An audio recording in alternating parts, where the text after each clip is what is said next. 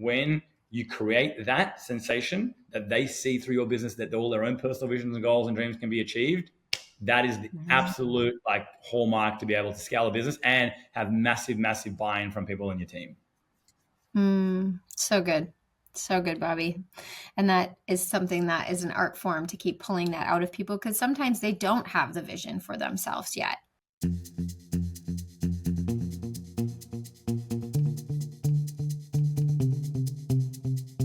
Hello, and welcome to Build Your Remarkable Practice podcast. This podcast is dedicated to chiropractors who are in the seasons of launching and building their practice.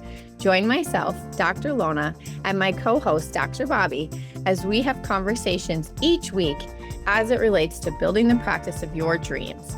And remember, you can have a remarkable practice as part of a remarkable life, not instead of one. We're here to lead you on the way. What's up, team? Welcome back to the Build Your Remarkable Practice podcast with the fantastic Dr. Lona Cook and myself, Dr. Bobby Lajasevic. Dr. Lona, what's been happening? End of Q1 is here. So what are we at now? End of March, first quarter is finished. Reflection upon the first quarter. How you guys been going on your neck of the woods? Yeah, thanks, Dr. Bobby. It's been good. We've had a really awesome quarter one, and it's one of those quarters where it's just been like really nice, steady, like ebbing towards the goals we had laid out, which I can't say if you would have asked me 5 years ago, I would have said sometimes we hit our goals, sometimes we don't. But now that we have so many more ways to see in and have visibility around like when something's off and we can course correct, like this was a great quarter where things were just very methodical and the team was doing a great job. And so it's been a great quarter and we're preparing for a board meeting. So today we want to talk about that because you said something there that was key, and that was, you know, to me, it sounded like it was a great quarter. Things just have been kind of steadily ticking in the right direction. It sounded like, dare I say it, it was smooth, which is always nice to see. However, I also heard you say that wasn't always the case in the past, right? That was different in the past. Now, whenever something changes, whenever something improves, I always look at that and think to myself, there must be a system behind the scene, because system stands for save yourself time, energy, and money. So to me, it sounds like you had a good energy saving quarter there, like everything was nice and smooth. So you must have a system around how you guys goal set, around how you guys review, around how you guys stay focused on task, around how you guys, you know, achieve outcomes that you're trying to achieve. You mentioned the board meeting there. Now, I know that, you know, obviously there's daily rhythms of things that you do. There's weekly rhythms, there's monthly rhythms, right? And to me, it sounds like there's quarterly rhythms, but is that accurate, Lona? You guys have a system around how you're obviously operating and managing the practice and keeping an eye on it. You're not just going week to week. Correct. Yes. And I think what I feel like really helped me is we always had, I would say, decent systems, but what we didn't have was good visibility always. And so it was harder to know where you needed to course correct things mid-quarter versus if you are actually paying attention to these things, whether it's stats and numbers and trajectories of where those stats and numbers take you, instead of waiting till the end of the quarter, like you just said, looking at these things on a daily, weekly, rhythmic basis with the different parts of your team that have influence over them has been where the rubber meets the road for us, so that we can get to the end of a quarter and be like, wow, there's no surprises here. It was a great quarter because we saw it happening as, you know, as we went, and we could, you know, tweak where we needed to tweak. So for me, learning how to really steward that and use it weekly and daily and how we're leading the team and gauging everybody's energy and refocusing people is where it really became powerful. Bobby, I'd love your thoughts on how you set up your, quarterly board meetings to have power throughout the quarter. So here's the way that I want to look at it. It's interesting because whenever I work with a new office, or if we're taking over an office, or if we start working with a new chiropractor, whenever there's something new that someone's asking for help and support with, the number one place that I always get them to start is actually with what you just mentioned there, and that's the board meeting. I consider that, there's obviously different meeting rhythms that you have inside of the office, and those meeting rhythms have accountability that go along with them. And, you mentioned there's things that you do daily, there's things that you do monthly, there's things that you do quarterly. I look at the quarterly board meeting, which is what you alluded to there, as the big reset button that you do every single quarter inside the office that gets your whole team re-galvanized, everyone on the same page, reunited, re-inspired. It really is the big reset button. And when you first work with a new office, it's also the starting point that I get. That's the first thing I always get them to do. I always get them to, sit down and do a board meeting, even if they're a new office. And let's say you're a one-man band and you're watching this, or maybe you're just a small team of like 2 people or 3 people. It doesn't matter. You should still do a board meeting and get into the culture of doing them, even if it's a board meeting of 1 person. And so as I reflected on my journey, in the beginning, I was doing this by chance. So what was happening is when I opened up my practice, I opened up with myself and my beautiful wife. She's a chiropractor as well. So we would have, our vision casting times where I remember we would go to this beach near us, beautiful beach, nice look at. It was our favorite spot in those early days. And we would sit there and we would reflect on like, all right, what does the office look like currently? Where do we want it to go? We'd fall in love with the vision of the future.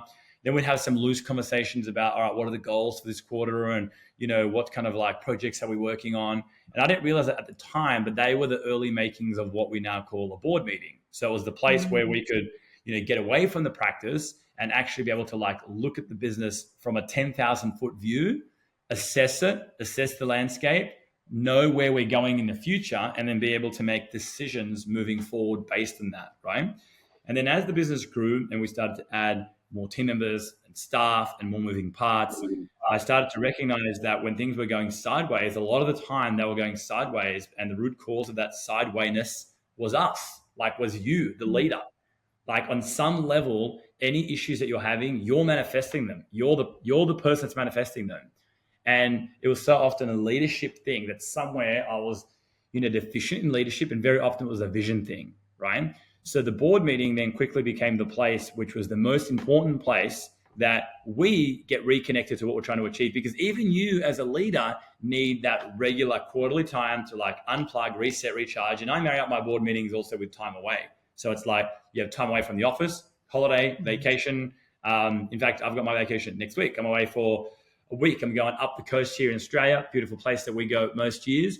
And so that's kind of like get away from the practice, because there's something very real about changing your environment, removing yourself out of your daily environment as well. And then the board meeting is the business way of how we all get together and reconnect. And we look at the first quarter, we celebrate the successes, we highlight the learnings, and then we reset and look at the upcoming quarter, how we're shaping towards our target for the year, and where do we need to focus on next, right? So I quickly learned the value of board meetings almost by chance in the beginning. And then as the business grew bigger and bigger, the board meetings just took on a whole new level of meaning. So that's kind of how it happened for me. I'm not sure, was your journey the same, or were you, because I speak to some officers that are like, no, we didn't do it at all. And then you guys brought it to kind of our sphere and we're like, oh my goodness, how we're not doing this. But what's been your experience with them? Yeah, I think I did board meetings early. I didn't call them board meetings. I think I just knew that we needed to have touch points with the vision, and they probably happen 3 to 4 times a year at minimum with my team. And if I had a downfall, it's that my head is usually focused on like all the like cool things we could be doing, right? Which is, I think, a lot of people who find themselves entrepreneurially wired is like, there's no shortage of things that you could have vision for and be executing on. And so I also got really passionate about like the philosophy and wanting to make sure that my team really shared an understanding, like, why do we do what we do? And so I felt like it was really necessary to have these times where we'd come together, talk about the big picture, talk about what's possible for our patients, what's possible for our potential as we keep growing. And that was really fun for me. What I lacked was how to like bring that into the daily and the weekly rhythms after we got all fired up, whether it was through like something that we did together as like a meeting style or something we traveled to and then, got all spizzed up, is that then you bring that back into the, couple weeks later, like how are we actually moving the needle from what came out of the board meeting? So that was a huge change for me, is realizing, yes, like keep going with the vision, the missions and the values, the reset button, and redirecting focus, and make sure we're taking that and pulling it through the next 13 weeks. Right. Yeah. Yeah, no, you're spot on the mark. So, I mean, today's episode is specifically about why board meetings, why you should be doing them. I know people are thinking now, all right, great, what's the execution of how to do them? Next episode, we're going to be unpacking in detail, well, how do you do it? What is the structure of a board meeting? But, if we just stick on the topic of why for a moment, I mean, I look at board meetings, in fact, hold that thought for a second, rewind. Mm-hmm. I look at everything in business as a vision thing. Okay. Mm-hmm. I was literally on a mastermind call, just like you were right before this. And somebody asked a question about team and how do I get more out of my team? Right. And, this person actually has a fantastic team. This person has a rock star practice, great team. They're doing really well. I was like, can you elaborate? What does that question mean? What do you mean? How do I get more out of my team? Well, I feel as though I can just kind of get more out of people. And sometimes we can get a little bit complacent and sometimes we can get a little bit, maybe fat cat syndrome and satisfied with where we're at. So my question to this person was, okay, what kind of structure, what kind of incentivization do you have inside the office for the team?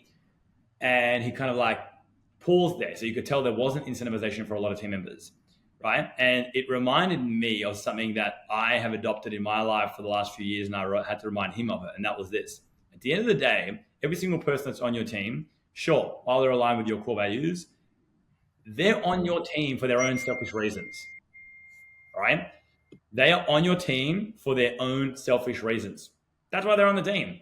And what that means is if they're a human being, they have goals, aspirations, visions for their life. They have families, okay? Maybe they have spouses, maybe they have children, maybe they have visions for the future, okay? But as a human being by nature, okay, you're going to have a conscious mind, guys, and you're going to have goals for yourself, visions for yourself. Every single person listening to this right now, ask yourself, do I have personal visions for myself in the future about things that I like to achieve? And it might be as simple as, tonight I want to get home earlier so I can have dinner with my family. That's an example of a vision.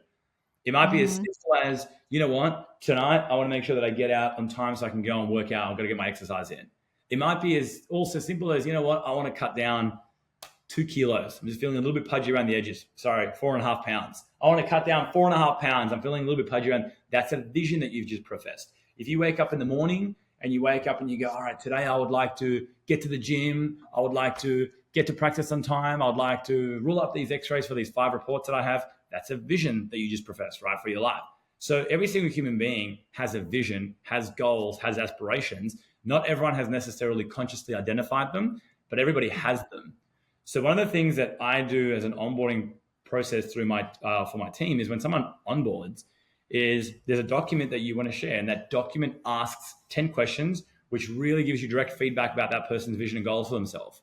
It might ask simple questions like, what is the person's favorite sporting team? All right, I want to know that, but then it goes into more details. I want to know everything. I want to know where my team members want to live. When I do vision casting with them, I break that down. When I do this for my associate, I'm like, great, which suburb specifically? All right, tell me the suburb. Pull up the property. I get them to go out into realestate.com, which is a real estate portal here in Australia. Pull up the suburb that you want to live, pull up the sold listings and find the exact property that you want to be in. Point it out to me, right? And then I look at the exact property and look at what it's sold for, and then backwards engineer the process about how that person can get to that vision. You want to buy a car? Great. You're a car person? Fantastic. What car you want? I did this on a call with somebody a few weeks ago, and they were kind of reluctant, right? And I could tell that they were. And they're like, yeah, look, I am a car person. I'm like, fantastic. What car do you want, right? Oh, well, I just want to get something that's nice. Cool. Tell me the specific car that you want. All right. If you could get any car that you want. Porsche 911. Fabulous. Now we're getting somewhere. What color? What make? Exactly. Do you want a GTS? Do you want a turbo? What do you want? Right? And it's you pull up the exact car, the color, the everything. And the more that you can bring it up, the better. And the reality is then you're going to pull up everybody's individual goals and visions. And if you can, through your company, paint a vision where everyone else's vision can fit within that, people will never leave you. And then within the board meeting is the way that you reignite everyone back, not just to the vision of the company, but their own selfish visions they have for themselves, because we all have them. Right? Yeah, so that's fantastic. I found that the root of all of it is that, as human beings, we all have these goals. And so that board meeting is the time to get everybody reunited, because yes, chiropractic and the principles of chiropractic is what unites us and brings us all together. But that's not enough. That can't be the only thing. All right. And it's easy for us as a business owner to get up and get all pumped and motivated and let's grow from X amount to Y amount, because usually X amount to Y amount means more income for you. Let's just call it for what it is. but, and it helps you meet your goals and your visions that you're holding for your life in the future. But do you have the same thing for your team? Because I can tell you, when you create that sensation that they see through your business, that all their own personal visions and goals and dreams can be achieved, that is the absolute hallmark to be able to scale a business and have massive buy-in from people in your team. So good. So good, Bobby. And that is something that is an art form, to keep pulling that out of people, because sometimes they don't have the vision for themselves yet, right? Like they're just thinking about what they're having for dinner. Yeah, I find those people the most difficult and frustrating to work with. And quite frankly, Nona, they say guard who you let into your heart and who you let into your head. I guess that means guard who you let into your life. I actually don't really let those people into my life anymore. The people that I find the most frustrating, and that might sound harsh, but it's just a conscious decision that I've made for myself, because I just noticed the people that are most, maybe I call it frustrating for me to deal with, is the kind of person who I'm like, all right, tell me about success goals. What does it look for? What do you want to achieve? What does tomorrow look for? The person says, yeah, I'm not really sure. I don't know. And you can tell they don't have clarity around that. Because I know that if you don't have clarity around that, then the chance of you achieving it is zero. That's first thing. But the second thing is, you also take the people around you on that journey with you. So, that kind of person doesn't have clarity around that, I find is a really frustrating person to deal with, because it's it starts to impede on me and starts to impede on the people around me as well. So I'm like, all right, well, that's your first starting point. You know what? You need to go somewhere of inspiration, sit there for as many hours as it needs, reflect, and just ask yourself the question, what does success look like for me? Because at the end of the day, you've got one life. You want to live it to its maximum. And I know that you can achieve anything that you want in your life. That's what frustrates me about it. That's why I'm frustrated, because I know that you can achieve anything that you want, so long as you've defined it with clarity. But if you just haven't done that, because you haven't put conscious thought into it, then you really won't achieve anything. And that's why I'm frustrated, because I'm frustrated for them, because I know how much potential they have, but they're not realizing that potential. I think, and maybe I'll get to that point, Bobby. I don't look at it like it's a bad thing. I think it's more like this is where we get to teach them how to manifest. And then a lot of times I think we all wear our mentor's clothing on some level of learning how to do that. And I think a lot of people have never done that, really sat down and envisioned their life and they may loosely do it, but if they're truly believing that they could manifest everything, I don't think there's many people who have sat down often enough and really acknowledged I could create a lot of different things in my life, and I am the one holding that front and center in my own mindset and way that I'm engaging in my life. So I think that's part of what we gift people with when they work alongside of us, is just growing into maybe more potential than they ever would have before, which is when whether we're working with a patient or working with the people on our teams, on some level, we're taking them on a journey, and hopefully everyone recognizes I'm better together than apart, Yeah. And look, I totally agree that there's places that I guess I'm alluding more to the person who continues to always struggle with vision stuff. It's man, you got some internal reflection work that you got to do on your own. And it's go and get that space and time that you need, get present, right? Do what you need, get connected with your creator, get connected to source, whatever that may be for you, and just reflect and think about, what does this life look for me? I totally get all of us go through phases where we're lost. Reflecting on my journey in the beginning, I had no clue what I was doing. I had some idea of what I thought that I wanted, but I didn't even know what was possible. You know what I mean? Right. I looked at a chiropractic office, and I remember someone asked me this question, actually, my first associateship. I was getting interviewed, and the question was, all right, great. So, you're finishing chiropractic school now. What's your goal for next year? How many people do you want to serve? And I was that question was so random to me, because I was well, I don't know. I don't want to say a number too big, and this guy's going to think that I'm just some crazy money hungry dude, right? I want to see 500 people a week, or take it easy, buddy. But then I didn't want to have a response that was too small, where this person thinks oh, gee, you're a small dreamer, right? Is that all you want? So I actually didn't know, and that's an unearthing process that happened with time and support.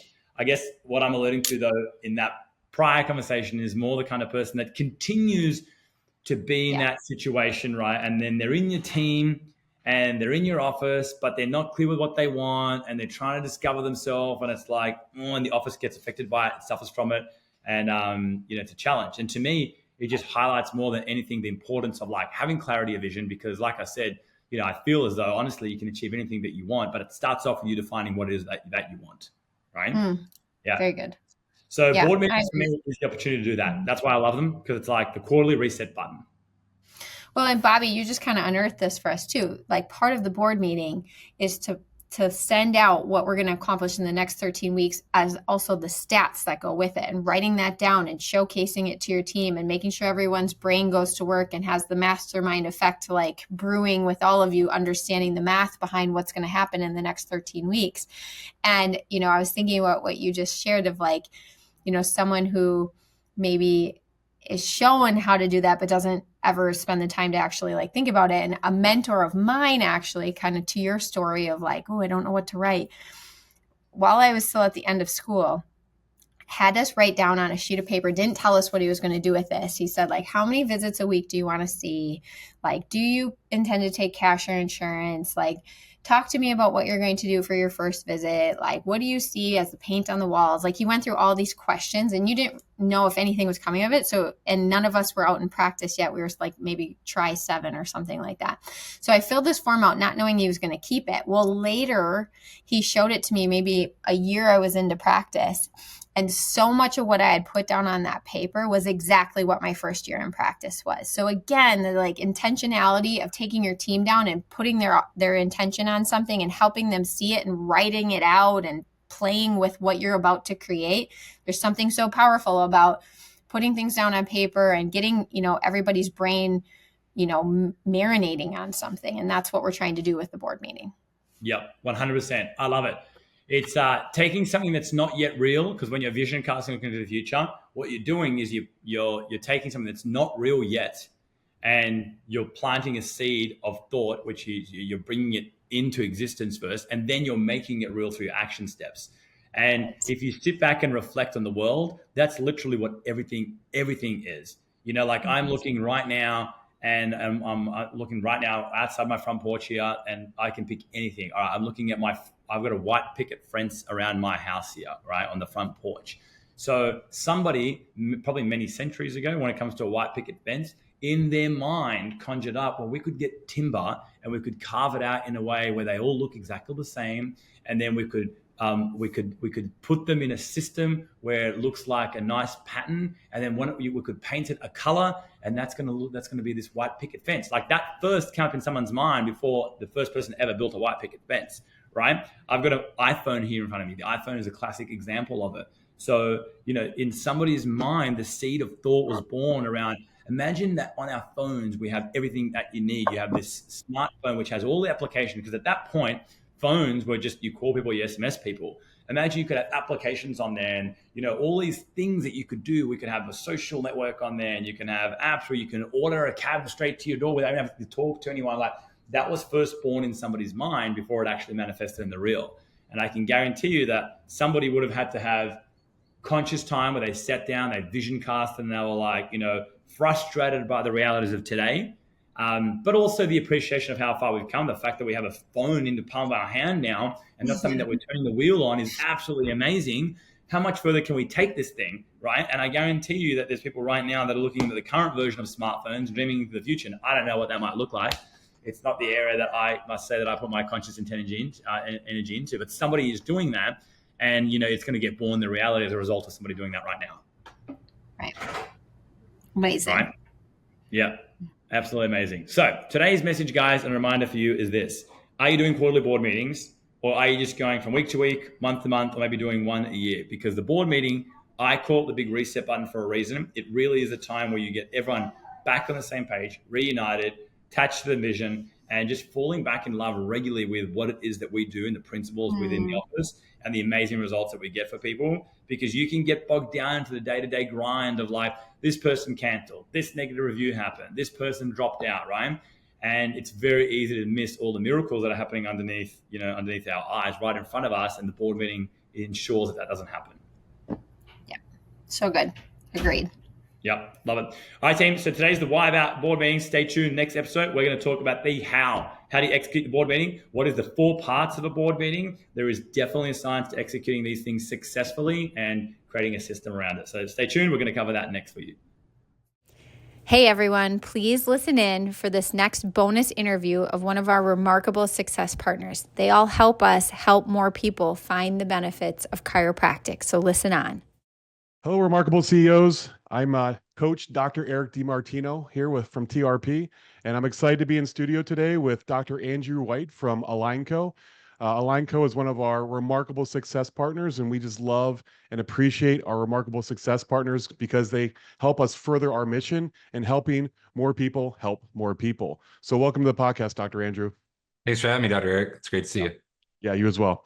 So please, take a few minutes to introduce yourself to the audience and help them know a little bit about your story. So I'm from Michigan originally, just like Dr. Eric. It's where the best chiros, best of the best. That's where we are in the Mitten State. And so I live in Holland, Michigan, which is on the West Coast. And I grew up in a town called Jackson. I got into chiropractic because my mom is an opiate addict. She became an addict from a workplace injury. She worked at the University of Michigan's hospital when I was a kid. And she had a back surgery that failed. And so that was a big reason why I wanted to go into healthcare. I realized when I was pre-med that I developed a strong aversion to drugs and surgery. So I ended up going into chiropractic. Early in my career, because I realized I was passionate around the opiate crisis. So I did some lobbying through some of the like ACA and ICA and DC, trying to push legislative reform to improve access to healthcare for Americans, and specifically with chiropractic and conservative treatment. And I had some good success doing that, but I was frustrated that things weren't moving the way I hoped. So then I ended up coming back to Michigan, originally partnered with a doc in Grand Rapids who was incredibly successful, helping them to open more clinics. And then ended up, even though we were having success, I was just frustrated that we were meeting patients late all the time. Like my mom, who had surgeries, been on drugs, and they would always say, man, I wish I would have met you guys sooner. And when I would ask why they didn't act sooner, they would usually say either they didn't have the money or they were too busy with time. And so I had read some case studies in chiropractic school about businesses that had developed robust wellness programs and some of the results they had seen. So that in 2019, I had hired some assistants to help me dig into data around that was available in the United States around healthcare costs and how much chiropractic could help mitigate some of the fees and costs for employers specifically. So that way we can create some software to help the employers see the value in investing in chiropractic for their staff, and then use that to try and sell wellness programs that included chiropractic. So I launched that company in 2020. We had some success with some small manufacturing companies, grew in 2021. 2022, we launched what we call our mobile units, which are mobile x-ray. We actually do all the diagnostics on site. And the business model was we would sell these contracts to employers, and then we would either hire doctors or subcontract doctors that were near the business. And so for chiropractors who wanted to get into corporate wellness and wanted to become like a company's chiro and get paid to market their clinic and pay to just employees, we were the brokers to essentially do that for them. And then I most recently, because we were getting sold often by insurance brokers the last few years, I had heard about some tax advantage wellness plans that were being sold by insurance companies that were allowing employers to use tax dollars to offer different health benefits. So I worked for about 18 months to get my company, Alignco, bundled into one of those plans. And that launched about 8 weeks ago now. And so now we're the first tax advantage wellness plan in the United States that includes chiropractic. So now employers can actually use tax dollars to get chiropractic paid for their team members twice a month. It's an incredibly powerful product. I'm very proud of it. And so we're selling that nationally today. And so, again, that's kind of my story. My passion is, I think God has called me to, I thought when I started hiring associates that I realized that they were better than me in some ways with patient care. And so I've realized or believed that God has called me to find the best chiropractors in the United States and just give them another vertical to treat more people by selling direct contracting to employers. So that way we can just help chiros serve more people. And then our 10-year goal is to get 10,000 clinics in our network. So, and if we can get 1 to 3 contracts for every one of those clinics, we'd be serving about 1 million people a week in the United States. And so that's the kind of the big vision of what we're pushing for and kind of how I got here. Love that. And yeah, full disclosure to listeners, I'm a client of Dr. Andrews. We're onboarding right now with his program. And and there's a lot to it. But his team does an amazing job in supporting you through each step of the process. And yeah, I just love the fact that, there's so many tax incentives out there for different Yep. things that want to be promoted. And wellness is a big thing right now. Yes. And, I don't think chiropractic has ever been able to really tap into these things in the past, Correct. but now we can. And Yes. so it's just a great way to get chiropractic out to the masses and Correct. save a lot of money in the process. And Yes. like I said, there's a lot of details to this, but by utilizing this, you can actually save a ton of money in taxes for your employees. There's so many benefits I'm sure Dr. Yes. Andrew will speak to here in the future, but it's just been a great experience so far. So I definitely would recommend working with Alignco to all our doctors out there, because it's really it's a win-win. You can't lose with the scenario. Yeah. It's simply Yeah. Thank you. yeah, it's just taking advantage of those tax incentives that the government puts out there, and why as chiropractors can't we take advantage of that as well? So I appreciate what you guys are doing. Yep. So we always talk about businesses exist to solve problems for people, right? Yep. So what is specifically as Alignco? What specific problems do you guys solve for chiropractic and chiropractic owners? Yeah, so I would say that the main one that we've been solving for years is acquisition, right? So every chiropractor I know runs a ton of marketing efforts to drive new leads in the door, lunch and learn, screening events, Google ads, Facebook ads, internal referrals, special events, and they all work, but they all cost money. And there's labor costs, there's ad costs, etc. And so the awesome part about corporate contracts is that there's no fee to work with us. We sell on as long as you're a good fit for us, we're 100% commission-based salespeople. We go sell on your behalf. When we land a contract, you get it. And then we pay you to process those new patients. And so whether we're sending them to your clinic in a near site contract and then encouraging you to close them for additional care, or whether we're paying you to send one of your doctors on site into a bigger corporation, either way, it's just a way to add more leads to your clinic and also a new vertical for revenue generation. As far as the second thing I'd say we solve now that we're in this tax product, we also are helping, I think, with retention for employers or for chiros, because if we set up this tax advantage wellness plan for your clinic, what's called a grand plan, like Dr. Eric was alluding to, your employees get access to some other health benefits outside of just getting adjusted. We can now pay you to adjust your team members, which you're likely doing for free. And if your employees participate, they'll see an increase in their take-home pay. So my average, we're launching this cross country right now. Our average chiropractor, like associates that we're seeing across country, are making around $150 to $200 more per month just to participate in these plans. And then CAs and managers, office managers, we're seeing somewhere between $100 to $150 more per month in their take-home pay. So if you imagine being able to tell your associates and your other staff, hey, we're going to offer, a lot of offices don't have the money to offer like amazing, sexy benefits, but because we're using tax dollars to subsidize some of this stuff, imagine, if you're listening to this, I can save you money in your taxes as an owner. I can pay you just your team members. And then I can increase your benefits to your team members through this grand plan, and also increase their take-home pay by thousands of dollars a year just to participate. Like, that's an amazing thing to be able to offer a lot of CAs and associates. And so again, I think that's like a tangential thing that we're now helping to solve. But I think the biggest one is the lead acquisition that we're helping chiros with. I love that. And just so listeners are clear on this, because I was like confused at first when I started working with you. These savings he's talking about, it's not a tax credit. Like No. you file your tax return, then you get it back. No, you literally every single paycheck, you see less in your FICA taxes for all of your employees, all of your team Correct. members. It's pretty Correct. amazing. Yeah. So it's an immediate savings. Yes. So, we always talk about ROI too with our docs, right? We always Yes. talk about how it doesn't matter what you spend for something, it's what the return on investment that you get. The nice thing Yes. is for your program, there is no cost for us. Yes. But what kind of ROI can a CEO expect to get from investing in your product and services? Obviously, you talk to the immediate tax savings, but what are some of the other benefits that they'll get from this? Yeah, when we implement the tax program for your clinic, it depends. Your savings will depend on how many staff you have. So the more staff you have, the more you're going to save in taxes, obviously, and the more that you're going to get paid to adjust your team. Most clinics are saving somewhere to your, because again, this is all coming out. There's the fees associated are coming out of your taxes, so like there is no cost out of pocket. So the net savings to an average clinic, just to incorporate one of these plans, depending on the size of your clinic, on the small end is like $4,000 to $6,000 a year to your net income as an owner. Some of the bigger clinics, it's 10 to 15,000 or more to your bottom line just to offer the benefit. As far as our corporate contracts, Again, it depends on the appetite that you have and how much you can handle.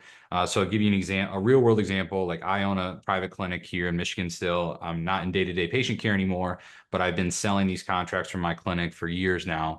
And it represents the last year, $250,000 of income for my clinic. I just sold another contract for my clinic to a 300-person employer in Holland. And with our close rates, and that's going to be a near site contract where all those employees can come to our clinic, and then we're going to pay Align&Co will pay my clinic twice a month to adjust them, and then they can close them for additional care.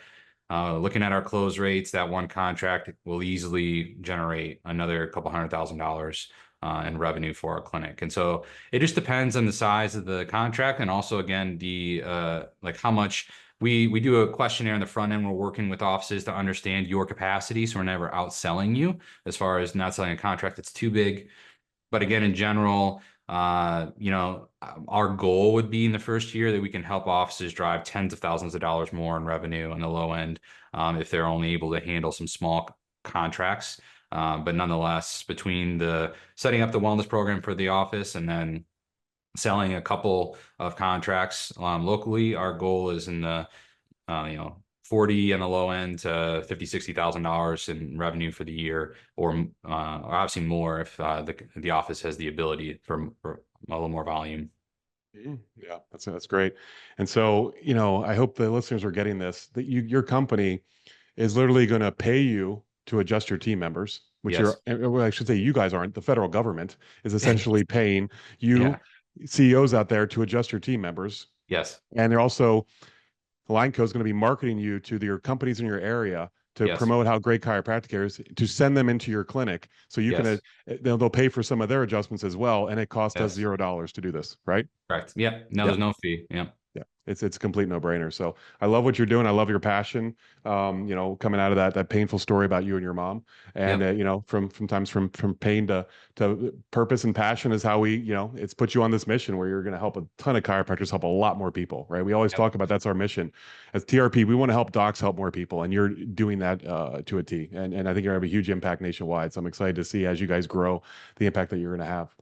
Thank you, Eric. So, lastly, what's the next step? I'm sure a lot of listeners are going to be like, I got to learn more about this. What's the next step for our listeners to get in contact with you or to learn more? Yeah, so there's really two ways, and I'll give Dr. Eric the links. You can put them in the show notes. But our website is Align&Co, so ALIGNCO.life, LIFE. So you can email us at hello@alignco.life. Or if you go to alignwellcertified.com, that's the landing page that goes over the ways that you can join our network and the ways that we can sell you. Again, the process is very straightforward. We start with just a questionnaire asking you about your clinic, just to make sure you're a good fit for us. If you're a good fit, then again, there's no fees for us to sell you. It's just a way for us to understand what you're looking for and make sure you're a good fit. And then again, we can run free quotes to set up the wellness plan for your clinic, or start marketing you or market you to other businesses. And again, I'll end with this. I would just like to encourage, if you're listening, every chiropractor I talk to, they're passionate about chiropractic, at least the ones, especially in TRP. You got into this profession for a reason. And so again, I would encourage you, if you're listening, if this has stirred something in you, just to reach out to us. We would love to support you. We would love to be able to, again, sell you to local businesses. You're likely changing lives and having these miracles happen in your clinic every single day. And what we do an amazing job of is selling those miracles to businesses so they see the value in sending their employees to you for more. And again, we're in an amazing time right now with the whole MAHA movement. I think there's more than ever, chiropractic is positioned to be able to make a massive impact in healthcare. And we just have to answer the call. We have an opportunity. And so it's on all of us to not shy away from that opportunity and to just step up and serve more. And I think it's going to be really fun next few years. I agree, man. Very well said. And it's funny, when we first started talking about this last year, I kept thinking, like, what's the catch? There's got to be a catch. And you're like, there is no catch. The There is no government catch. has tax incentives. There is no catch. I'm like, okay, this is too good to be true. So I Yeah. appreciate all the work you're doing, man. I love that you're helping get chiropractic out to the masses. And I hope the listeners will, take the next step to contact you guys and start the process, because we're very excited about it in our offices. So thank you, Dr. Andrew, for being here. Appreciate everything you do. So all our remarkable CEOs out there, please remember to tune in each week to the Remarkable CEO podcast. I hope everyone has a blessed day, and we'll see you guys next week. Perfect. Awesome. Great job, man. That was perfect. Yeah, thanks. So yeah, if you could just respond to that email that was from like Nina and everything, just whatever those URLs are that you want us to put in the show notes. Yep. Just respond to all of us in that email, and then we'll make sure we get those in the show notes. Sounds good. And then about how far out are these being scheduled? Hey, honestly, that's a good question. Maybe ask that in the email too. I'm guessing this is not going to be for a couple months. Yeah. Because we have, at the beginning of the year, we like to do all the success partners. There's a bunch of coaches doing these, so they're going to roll one out each week. But it might be April, May, June. It might be summer. I honestly don't know. So, cool. Yeah, I mean, if you want to ask Nina, they might have a better idea. Sounds good. And then, let me know if you have any other questions as you're just finishing getting all the paperwork in. Yeah, I have a bunch here I'm going to send you today. I still didn't get all my employees done because they weren't in the office on Monday. I'm in the office Monday and Thursday. So tomorrow, I'm actually going to send some what I have into you now, and then I'll try to get the rest to you by the end of the week. Yeah, I got most of the EUDs. I got most of those, but there's still, I think, 2 I got to get. Yeah. Like I said, if you need any support, just let me know. We're here to help. Awesome, man. Appreciate it, Andrew. Have a good one. Thanks, you too. Yeah, that's it. Thanks for listening to this episode of Build Your Remarkable Practice podcast. Remember, what the world needs now is chiropractic, and what chiropractic needs now is more successful chiropractors. If you like the podcast, please subscribe, share with your friends, and leave us a review. And if you'd like to connect with us personally, please click the links in the show notes to schedule a call.